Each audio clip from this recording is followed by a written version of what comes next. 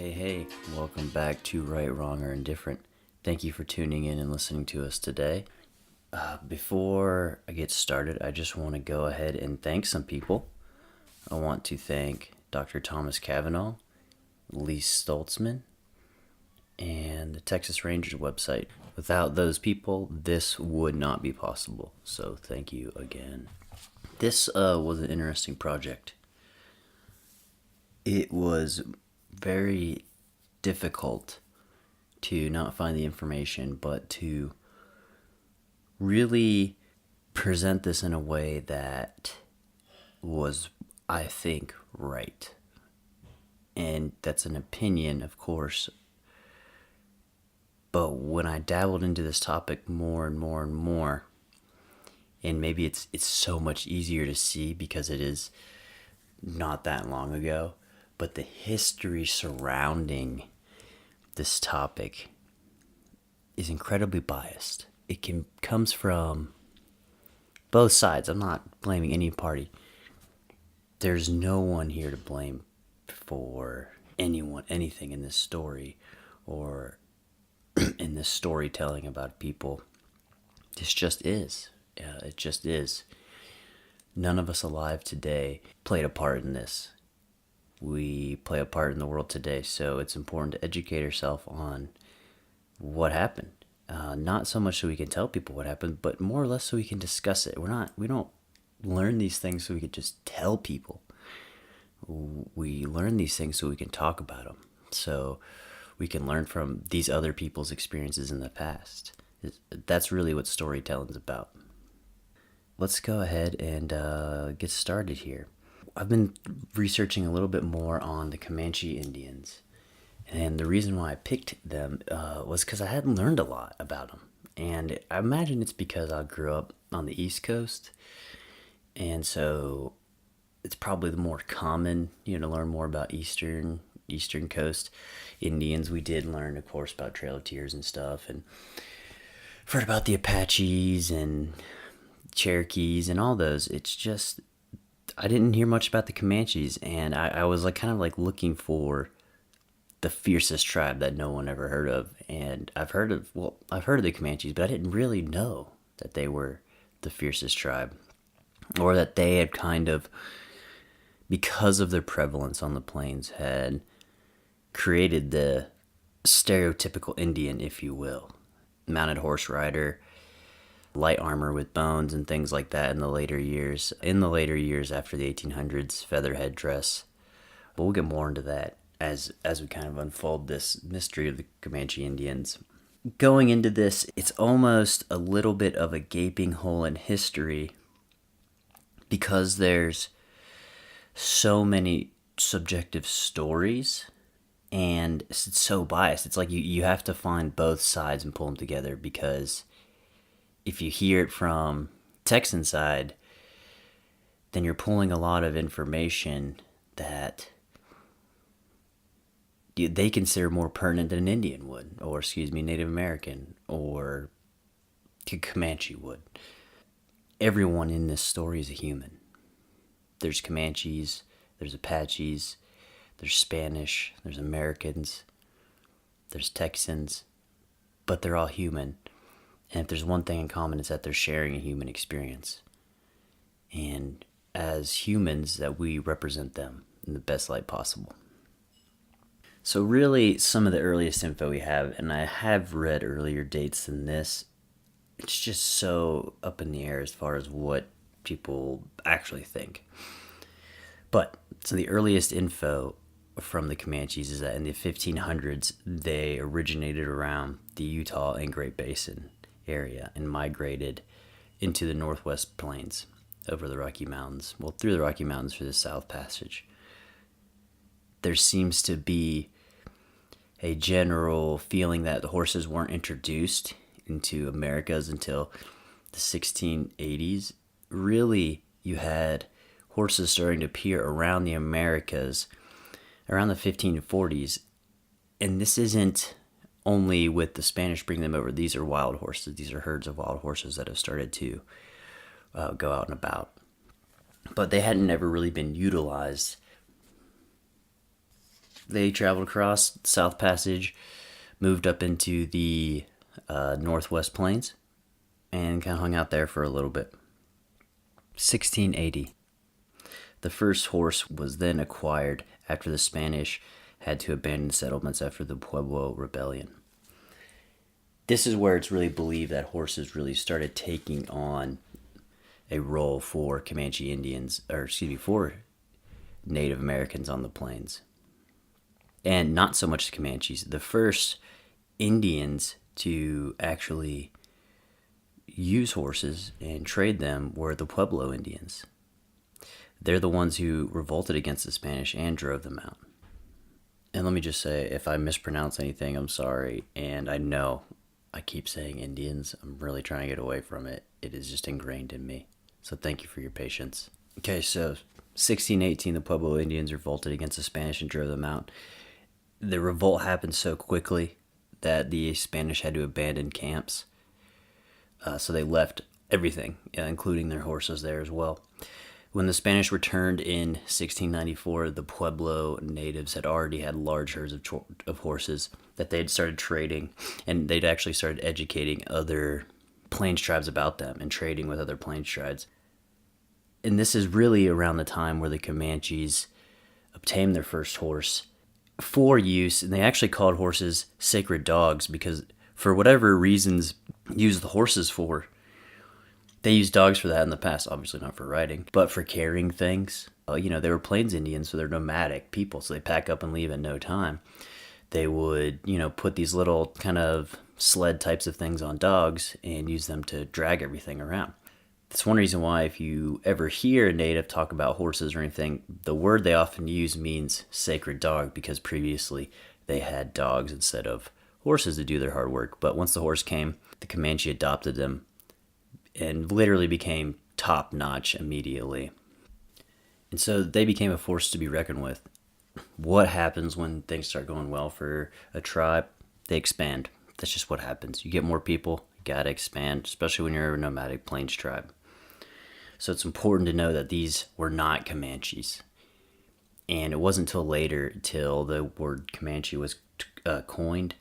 And the Comanches, from what I understand, never called themselves Comanches, and they were called many different things, many different words, good, bad, or indifferent.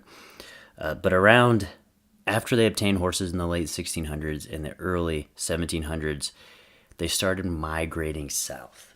And so where do they start migrating south from? We talked about the Northwest Plains. Where's that from?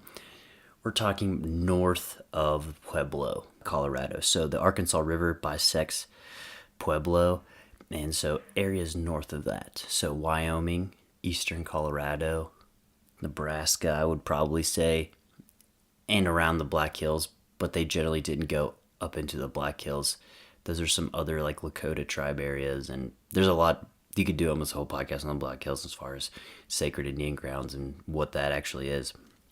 But around that time, not the Comanche, but the Shoshone started migrating south. They crossed the Arkansas River and they headed south. And as soon as they go over this river, I would go ahead and just say, these are the beginnings of the Comanches. Anyone who traveled south across the river is going to be considered at this point a Comanche. The population at the time, probably when they started, was about 8,000. But right now we're going to say that the population as a traveling herd of people migrating south is probably around 10,000. So 1700s, the very first early 1700s, the first undocumented contact did occur, but recording of actual Comanche actions didn't take place till 1706, when Apache refugees started traveling south from the Comanche-Ute War. That's a big one. The Apaches and the Comanches were at war essentially the whole time they started migrating south. The Comanches were allied with the Utes.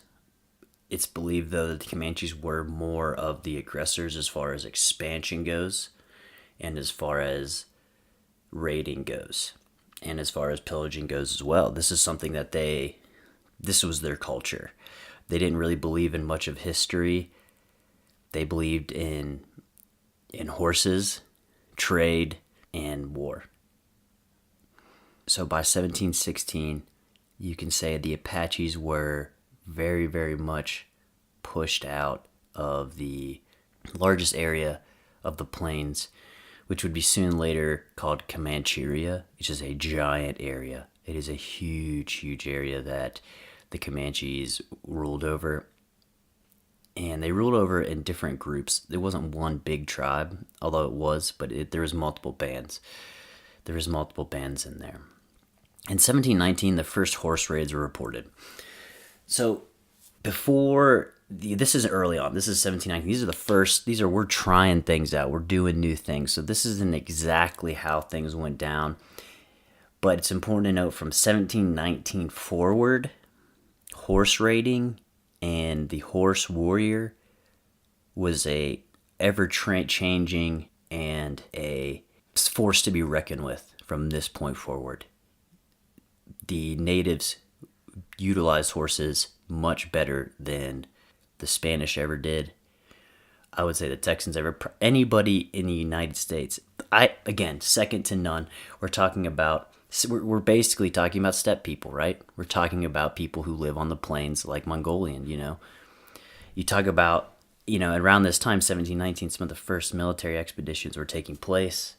The Spanish were looking for these people who had stolen their horses. They're like, hey, man, what's going on? Who are these people who are just stealing our stuff, coming in? Stealing our stuff, shoot. I mean, let's not belittle the topic at hand here. The Comanche raid is a tough thing. These military expeditions would go out into Comancheria, this large, giant area. And I could try to describe it for you how big it is. It extends from centrally the middle of Texas almost all the way up to the Arkansas River. And this is a big block of land. Take a look and Google it yourself and find out how big that area is. But these Spanish went into this area looking for them, just like in Russia, just like, Napoleon, just like even in Genghis Khan's time. All the Comanche had to do is just retreat and to do a little, if they chose to, guerrilla warfare tactics to take little bites out of these out of these expeditions. Even some of these expeditions were known to be wiped out. 1721 was wiped out. No one knows by who. The assumption is Pawnee did it, but that's hearsay. Around this time, 1720, displaced Apaches coming south out of Comancheria is a huge problem for the Spanish. For multiple reasons.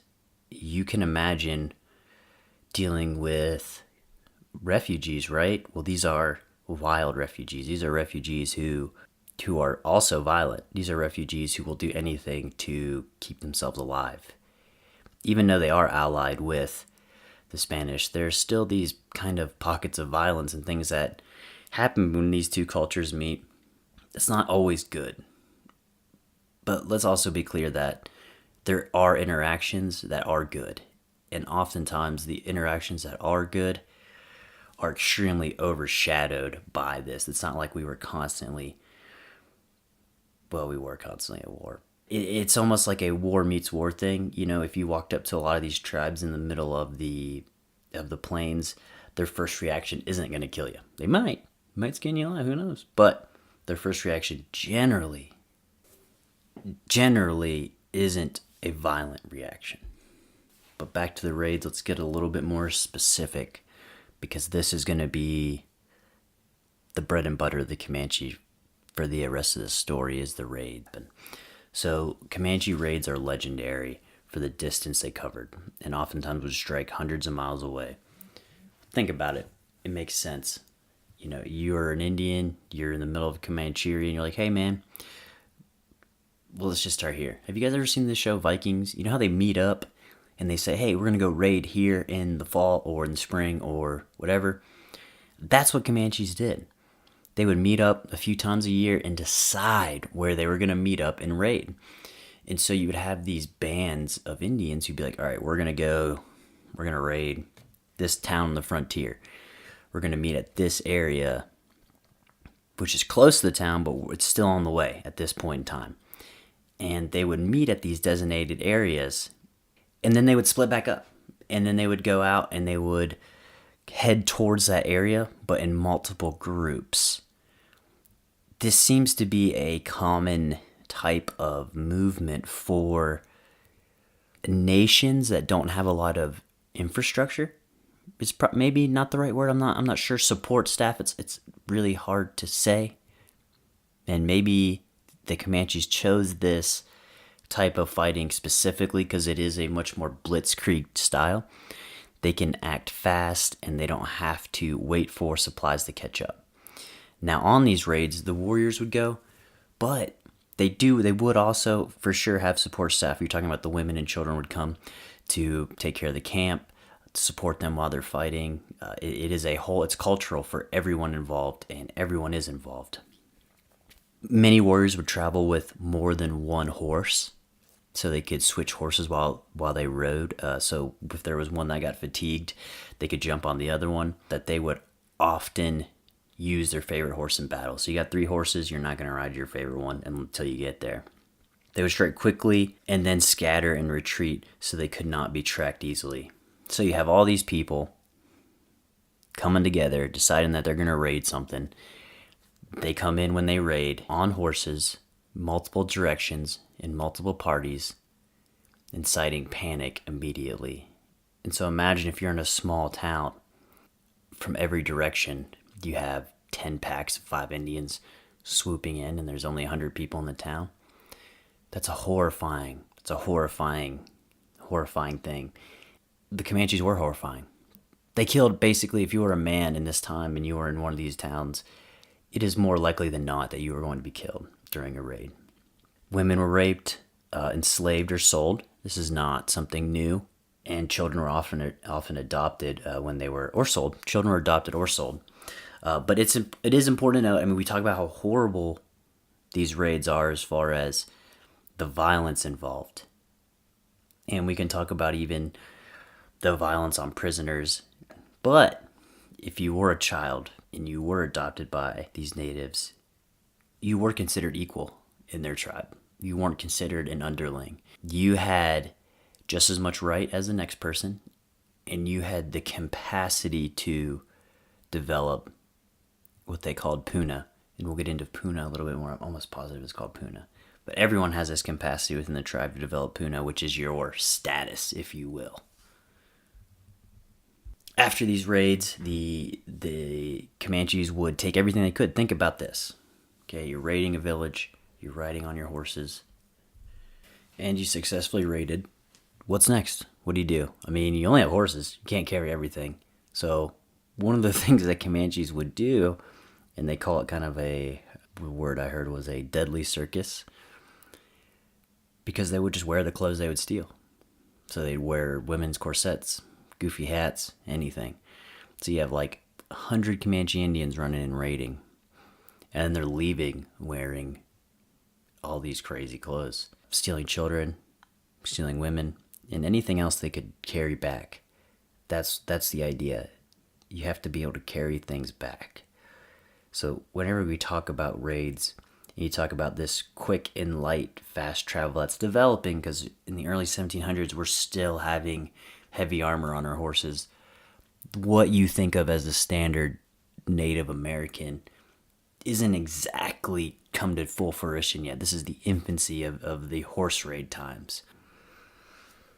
So during this time, 1723, 1724, the Comanche-Ute-Apache War, it would increase in intensity. There's reported in 1724 a critical 9-day battle fought. I'm going to do the Spanish version because a lot of the information we have here is just Spanish history. El Gran Sierra de El Ferrero, which I totally slaughtered. Great Mountain of Iron is where this war was fought. This 9-day battle was fought. This is really supposed to be the last big encounter between the Apaches and the Comanche Native Americans. There's a lot of mythology around this fight. Supposedly not true. it depends who you hear it from. What I like to think is that a lot of these things in history, especially when you hear a place fought at the Great Mountain of Iron, is it's probably rooted in some truth. It probably wasn't a 9-day battle. It may have been a 3-day battle, which is even that isn't likely when you start talking about the tactics of how Native Americans fought. They were not battlefield necessarily culture. They're more of a hit and run blitzkrieg culture with their horse. They weren't ashamed of that. They knew what they were doing. They knew how to stay alive and kill you. That's what mattered to them. So I'm sure this is rooted in some truth. But after 1724, the Apaches are really out of the picture as far as a Comanche-Apache war now. It's actually Comanche-Ute Apache war. So Comanches and Utes are allied. But here soon, in the 1730s, collapse of the Ute-Comanche alliance happened, starting a 50-year war. So when we talk about the Comanches fighting other tribes, they basically went at war with any other Plains tribe from this point on forward. There's multiple different reasons for why these types of violences breaks out. Generally speaking, the wars would start because of an issue with a horse, a trade horse. And we're talking about one instance. If this doesn't speak to the value of horses on the plains, because every Plains tribe or every Plains war seemed to start from someone stealing a horse or killing a horse trader. 1740s on, the Comanches are top dogs as far as horse warriors go. They are starting to find better ways to do battle, to arm their horses better and arm themselves. And this is a crucial player in this story: trade. So we talked about oftentimes if you ran into a Comanche village out in the middle of nowhere, how it wouldn't be a problem. And this is why. Because they wanted to trade with you more than anything. They loved to trade. They trade with everybody. They trade with the Spanish. They trade with other Plains Indians. They trade with the French traders that were coming in from Louisiana on the plains. They were trading with people who considered themselves Texans. They were trading with, basically after the Louisiana Purchase, Americans really started becoming more common than the French. You kind of see, I'm sure some American traders made it out there, but you really didn't have, the Lewis and Clark expedition till 1803, maybe even later than that. Maybe it was 1805. I don't have the number right in front of me. That's really when you start seeing more Americans. After the Louisiana Purchase, those French people become American citizens automatically, almost immediately, and then that's where the Americans start coming into play.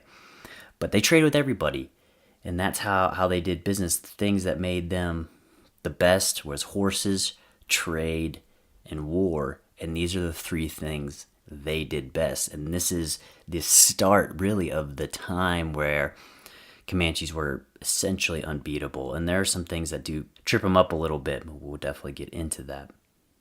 Even while they were at war with the Spanish, they constantly traded with them.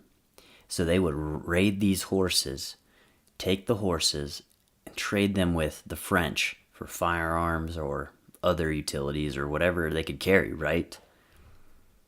And then they would get around and trade them back with the Spanish. They literally turn around and trade it back to the Spanish. And this was a little bit of an immunity for them, because the money that was being generated from the buffalo trade and the slave trade that the Comanches were providing was its own market. They developed their own market around buffalo, horse, and slave trade on the plains. And the Comanches were the masters of this. They were the leaders of the market. They were also the masters of horse breeding, and the market they traded around horse breeding and trading was the standard for the plains. So the standards that they looked for in a horse to see if it was good or bad, that became the standard across all horse trading on the plains. So around this time, in 1740, trade was taking off. In the 1740s, there was another unsuccessful Spanish raid. I'm sure there's even more of these that we don't know about that have gone into Comanche territory and could not find them. Literally, all they do is run away whenever there's a problem. They're faster. They can pack up camp faster. I mean, there's everything is about mobility for these Comanches. And around this time, you definitely see the biggest change in the horses. The horses no longer carry leather armor. They carry light armor. And the reason for this is because with the introduction of firearms changed everything. Not only for the natives, because they actually still preferred to use their own traditional weapons like lances and bow and arrows. Granted, they use steel now to tip them instead of rocks or whatever else they might use, bone or something, which is a great benefit. What firearms did is that they could penetrate the slower armored horses. So they were armored with leather. They weren't armored with bulletproof vests. And so you could shoot a slow horse pretty easily and reload and shoot again. Well, Comanche said to hell with that. And they stripped their horses down, and they did a lot of these type of feigning techniques where they know once these guys fire their rifles, they're very, very, very vulnerable. And that's where this blitzkrieg style of attack and this hit and feint kind of style of attack really, really developed. And from we're falling into the golden years. So we're talking about population increase almost double at this point. So we're almost at the 20,000 mark with these Comanches. We believe.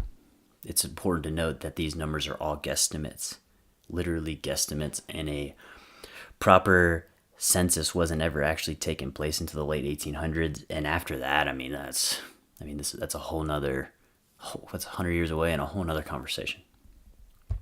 So it's the end of the Comanche Ute War for the most part in the 1750s. Most of the Ute tribes out of the plains because of the new mounted warrior that's out there from the Comanches are pushing everyone out. For the next 30 years from 1750 on to 1780, these are what I like to call the golden years of being a Comanche. Not everyone feels this way. I don't think everyone would agree with me, but if I were a Comanche, this is the time. Because this is the time that these people who were they were in the Stone Age previously, right? Like, let's think about that. Like, these people the technology they had was very limited. They didn't have wheels. So if you think Indians have wheeled wagons, you're wrong. They had these like stick wagons that they used. I wish I could remember the name of them right off the top of my head. Should have wrote it down. But they're basically just long sticks they put off the back of these horses or dogs, and they just have them pull everything like that without wheels. So we're talking about pulling a people out of a Stone Age, and within less than 100 years, they've conquered an area that's the size of Texas, Comancheria. They have control of this area, and they're expanding. And that's why I really find this the golden age of being a Comanche, because it seems like, from this perspective, that they are now top dog because of their technology. So they went from Stone Age to horses to being the best. And now they are top dogs in this area. Granted, you're not dealing with huge amounts of, armies or civilization. But it's fascinating to see how quickly these people developed. That is mind-blowing to me. It's absolutely mind-blowing. At these 30 years, it seemed like they'd raid almost every single settlement in New Mexico. The 1775 Spanish governor of New Mexico complained that he didn't have enough horses to go out and even chase these people out of New Mexico. Think about how scary that is. You're the leader of a Spanish colony, and every time you import horses to protect yourself, your enemy steals them, sells them, and then trades with you, trades back whatever he got from the French people to increase his own wealth. They're doing great right now. They get the system's working out for the Comanches and not so much for the Spanish. And I think the pressure of the Comanche is really what drove the Spanish to falling. So huge problems down in New Mexico, or this area that we call New Mexico. So 1780, we're talking, prime time for Comanche. What did that look like? How is this tribe laid out? Because now we've painted a picture of what the warriors look like, what these raids look like, how they meet up, what their culture's like, and what drives them to do what they do. But what's the government? What is dictating these people's actions? Who holds them accountable? Well, this is a very intuitive type of government. It is organized into 8 to 12 divisions, and each with several branches. So think of a tree, and there's no one leader. So the top row is 8 to 12 leaders, and then it branches off below that into several bands. So divisions, and then divided that into several bands. The bands have the opportunity to freely shift between branches of these divisions. There's no problem with that. They still fall under the same tribal name, Comanche. Men are always in charge, and your status was based on your puha, which is medicine power, or what I understand to be medicine power. And your medicine power is your social status. So your war honors, how you treat people, and your relationships with people. All of that is measured into your own, who you are and what status you have, is who you are as a person. Imagine that. Imagine a culture where you are judged for being a good person instead of just how many constituents will vote for you. That's an interesting concept, right? I mean, obviously war honors isn't something we decorate as much per se as we would in the past for a general status, but that's interesting. They're actually putting people in power who are generous and who put the tribe first. So there's no hard and fast rules. The decisions were voted on by the council, and they just valued good judgment. If you did something that they may have thought wrong, but you could justify it with good judgment, that's okay. They accept that. That's an acceptable thing for a Comanche. 1781 was the first reported smallpox outbreak. These were probably some of the most devastating things that happened to the Comanche. It wiped a lot of them out. So if we're thinking that their numbers at this time were probably 20,000, you're looking at probably 8,000 or so died. I'm totally making shit up. Who knows? During these disease outbreaks, which takes place a few different times over the next 100 years, were very, very much less likely from bands of Comanches that did not interact with Anglo-Saxon or Spanish traders. It's important to note that, obviously, for lots of different reasons, it is reported that other cultures, once they became aware of this biological weakness of natives, they exploited it and gave them blankets and stuff like that with the disease on them. We weren't there. We don't know how exactly it went around. The idea that it could have happened unintentionally as well as intentionally, to me, is just as likely. It's just as likely. I'm not trying to justify the actions for anybody, please, but I like to think that it's not all bad. It's that this is just sometimes what happens with assimilation, is that weaknesses can get the better of us. So around 1786, the Comanches did find peace with the Spanish, and the Comanche would then participate in Spanish raids of other cultures, civilizations, states around that area. So against the Texans, against other native peoples, against anyone else who came around. And the reason why at this point is that the Spanish and the Comanches are just so rooted in trade. That is the reason. They at this point, they're like, guys. They're just like, finally, everyone's like, guys, let's stop. Let's just stop killing each other. So the highest estimate of population, 1790, 20,000. And this is actually in the middle of the tribal wars. So tribal wars started about 1740s, and we're going up, 1790. Highest estimate, 20,000. Again, in my opinion, this is the end of the golden age of the Comanche. This is where things don't always go as well as one might think. From what I've read, I really feel like they pushed the golden years into the early 1800s, and I think it's the late 1700s that really are their time of expansion, the time of growth, the time of prosperity for them. And I say that because I think if you draw a line in the sand of when things really got bad for the Comanches and they continued to get worse, I'm going to lay it on this. I'm going to put it on 1803, the Louisiana Purchase, which makes me think that the Lewis and Clark expedition was 1805 because I think it was 2 years after, off the top of my head. I don't know. Someone correct me if I'm wrong. Louisiana Purchase, 1803. The reason why I feel that way, okay, is because this means the inevitable penetration from Americans is on its way. It is manifest destiny, if you will. We own that land now. It is ours, quote unquote, and we're going to take it. And that's what the American attitude is at that time. Right, wrong, or indifferent. Conquest is not a new thing to talk about back then. That is the Comanches. That is the Texans. That is the New Mexicans. We're all conquesting.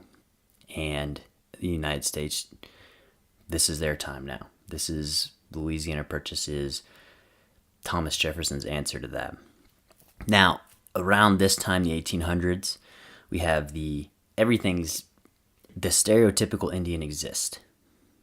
You have the light horse rider, the skull caps that they usually use while raiding with horns on them are now transitioning more to feathers. The Comanches refer to themselves as the Nemini, which means our people. And it's important to note too, around this time, the 1800s, that the Comanches started stealing large herds of cattle as well to sell. Stealing from the Spanish, you're stealing from the Texans, you're stealing from the Americans, whoever, and you sell them to the Spanish, you sell them to the Texans, you sell them to the Americans. We had another smallpox outbreak around 1816. And I'm just going to kind of cover the dates for disease right now. We have, just to lay them out, it looks like there's 4 different years that are maybe, well, I'll let you say it. 1781 is the first one, 1816 is another one, and then 1846 through 48, there is another smallpox/cholera outbreak. That is devastating. So 1821, Spanish rule fell to the Mexican Republic. There was some peace initially between the Mexican Republic and Comanches, but what happens seems to be the majority of interactions that happen with Comanches and other nations is that they come to an agreement. And this is where the bias is really hard to dictate, okay? This is where I cannot draw the line. I do not always understand what the reasons are.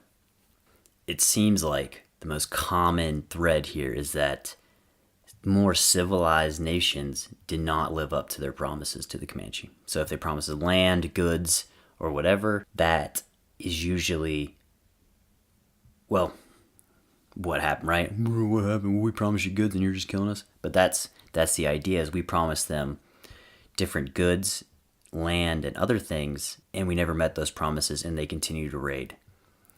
So what's worse, I guess, is the question of fault here. Not fulfilling your promises or raiding. I'm not faulting anyone here, nor do I want to. The expectation is for anyone who's going to be civilized dealing with the Comanche. I can summarize their culture in 3 words: war, horses, and trade. So that's the language you have to speak when speaking with these people, right, wrong, or different. If you didn't fulfill your promise and you expect them to fulfill theirs, I think that's silly. What am I missing? What information do we not have? It is also said that because of these bands and divisions, if one band or division didn't agree with the truce, they could care less. They didn't matter to them because they didn't agree to it. So if they didn't agree to it, it doesn't matter to them. Their word is nothing because they don't have a word.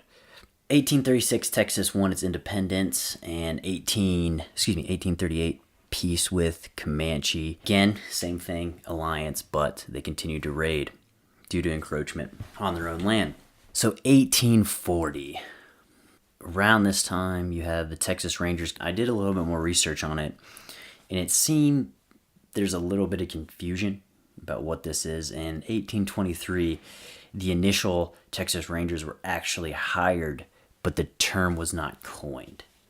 So these people would go out, and these initial guys are actually legendary for kind of their accomplishments. And then 1840, you have another batch of Texas Rangers being recruited and trained. And these Texas Rangers are specifically utilized to protect the frontier from Comanche Indian attacks. The term Texas Ranger wasn't officially coined until 1874, and then it actually appeared in legislation. Very clear that the native aggressiveness caused this. The exception of these Texas Rangers, there was a white flag meeting, so a meeting between Texans and Comanche chiefs. From what I understand, it's about 33 Comanche chiefs and their family. The idea of this meeting was a prisoner exchange. The Texans they wanted their people back. I'm not sure on the number of prisoners that the Comanches had, but they wanted them back. Well, to make matters more complicated and worse, which happens every freaking time that we meet for some reason, whenever Native Americans and these Anglo-Saxons, whoever you want to call them, meet, we just can't get it right for some reason. Who knows why? They bring one prisoner with them, prisoner of war. According to the reports, this person has been horribly mutilated and has horribly been tortured, basically to the point of, you're so traumatized you just can't come back from that, especially in 1840. I mean, imagine around that time being traumatized. I mean, the general consensus for people who were broken at that time was that they're broken and nothing can be done for them. And it's not a good thing. Let's put it that way. Being broken in this environment is not bueno. We really didn't understand what it means to have PTSD and what it means to be broken like that we probably didn't learn those lessons until World War I. In World War II, we had a better idea of that, but just look at the history of deserters in war. I mean, that's going to give you a good idea on the attitude of humanity on people with PTSD and who are deserters. It's going to show you our attitude towards them during these times, and it's not good. Anyway, after that happened, Texans were really mad. They killed 33 chiefs and their family. Oh shit, that's not good. That is not good. This leads to the Great Raid of 1840, when Chief Buffalo Hump gathered 400 warriors in support, equaling over 1,000 Comanches, and raided all the way to the Texas coastline, burning, plundering, raping, killing along the way. That's a big deal. That's a big one right there. That can show you what can happen with this small miscommunication. It's almost like a war of atrocities when you really start looking at it and you start looking at what it means to live on the frontier. It's I hit you, you hit me, and it's every time while your back's turned. So the 1861 Civil War brought Confederate troops to replace the Union troops. This is not a good time for the frontier. This is a resurgence of Comanche power. And during the time of the Civil War, the Comanches had actually acquired about 100 miles of frontier space back from the Texans. Excuse me. Not the Texans at this time. It is actually the America. So the frontier was pushed back another 100 miles. And around this time, after the Civil War, the United States is essentially at war with all Plains tribes. So you're looking at now the Comanche have essentially allied with all natives in the area, and they're all at war with the U.S. A lot of this has to do with resources. I've been hearing recently about the belittlement of Anglo-Saxon poaching on buffalo. Let me be very clear. Around this time, from 1865 to 1875, the idea was to kill all the buffalo. Okay, I'm not saying that the Indians did not take part of that, and other expansion did not affect that as well from other trade. Okay, this is not new. The slaughter of buffalo is not new, but this is the time where it's considered the most are slaughtered. And the reason why is because this is a valuable resource. The Comanche were known for utilizing the buffalo for everything. Literally, it's thought that if you kill the buffalo, they won't eat anything else. Obviously, that's not true. But their diet is definitely primary buffalo. And the goal of the United States was to suck all these people's resources out. Okay, if you can't find them out in the plains, how else do you attack them? You attack them with their resources. Any other excuse to me is moot. This is warfare. This is warfare. So, basically, from this point forward, the eradication of buffalo is imminent. It's happening. It's being called for. It's a rally cry for the Americans. 1870, the census is about 8,000. This is a drastic change from what the numbers were about 100 years ago, 20,000. This is from war. This is from displacement, disease. This is the end of the Comanches, essentially. You have 1874 to 45 is the last great Indian War. It's up to debate whether how many Comanches actually took place in this war. I've heard numbers of only 500. I've heard numbers of up to 6,000, or read them, excuse me. And by 1879, the buffalo are completely eradicated. So if you have a warrior whose life is based on plains and the buffalo, and you've eradicated this species from the plains, what else is there to live on? You're forced to contract into smaller pockets. Around this time forward, you have many treaties being signed and many treaties being dishonored. You have reservations where Indians live on these reservations, of course, and they kind of come and go depending on how they're feeling. They can go raid and be like, no, we've been here the whole time, been on the reservation the whole time. This causes, of course, a lot of distrust of the United States. The majority of reservation land that we've been promised to natives, like less than 1% of it they still have. A lot of it can be due to their own family selling off these land. If you look at it, though, it's really, we never gave them the land that we promised them. And we always encroached on that land. Right, wrong, or indifferent. We had a strong disagreement with these people, and we have never honored what we promised. Even if I look at the natives and say, okay, well, they never honored what they promised. That's irrelevant. We need to look in the mirror and look at ourselves and say, what did we promise? What have we not done? And how can we improve relationships with these people? Because it's not necessarily better. I don't know if you've been to an Indian reservation before. They're not amazing places. They're not spiritual. A lot of them are drug ridden, and a lot of them are, and I'm definitely generalizing here, they're not necessarily affluent places, so to speak. And so I think it's important that we look at ourselves and say, what can we do to improve these things? If I can give you anything from the story, it's the human side of the story. It's that these people are real, and they existed, and they're just like you and me. And they suffered along with the Texans, and they suffered along with the New Mexicans in this struggle for survival. And I want to relay the human experience to you in an unbiased way, in a way that shows you that it's sad that we couldn't come to an agreement. It's sad that we lost a lot of this culture, and we lost a lot of lives. It's easy to look this over. One reason why is because this isn't a big event.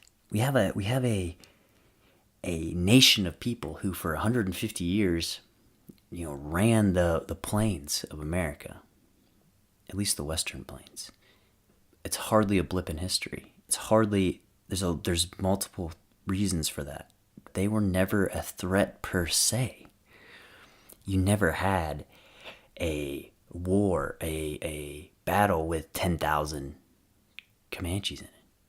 You never had that many in one place.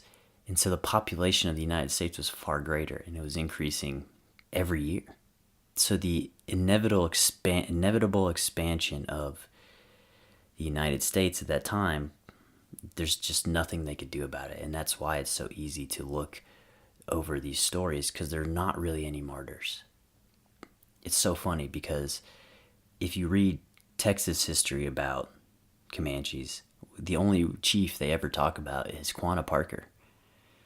But if you dive into what quote unquote is Comanche history, which, by the way, the Comanches didn't necessarily believe in history. They believed those who wasted their time on history starved to death, which they have a point, I'm sure. If you ask them, I think they would tell you that they have other heroes. There are other. I mean, the only chief I mentioned was Great Buffalo Hump. And he had one of the greatest Comanche raids of all time. Don't you think that's probably one of their heroes? Not Quanah Parker, who was defeated and then strived for peace. I'm not trying to take anything away from this man. It's just the perspective. It's the perspective. I also simply can't get over the fact that Quanah was half white. I think that also plays a role in how he's embedded in history as well.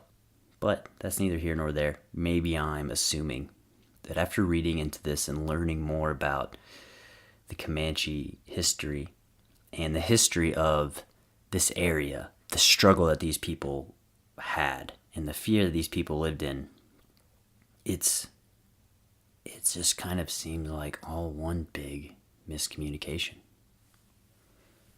Thank you so much for listening, guys. I really appreciate you taking the time. The goal of this podcast is to create a community, come together and can discuss these things freely. Please like me on Facebook. Please find me on Instagram, YouTube, and any place you listen to podcasts. If you listen to podcasts, you can't find me on here, on your podcast network, please let me know and I will get on that network ASAP. Thank you, thank you, thank you. Thank you for helping me achieve my goal of creating this community. Please, if you can, one of the goals is that I want to create this community ad-free. I don't want influence from outside people. I want this community to be self-sustainable. So please, if you'd like to donate, please email me, rightwronginfo@gmail.com. My email is rightwronginfo@gmail.com. I can send you the donation info there. If you have questions for me, please ask me through email. And if there's anything else you'd like me to talk about, if there's a subject you'd like me to research on, let me know and I will dive into it and I will let you know what I think. Thank you so much again, guys. Have a great day.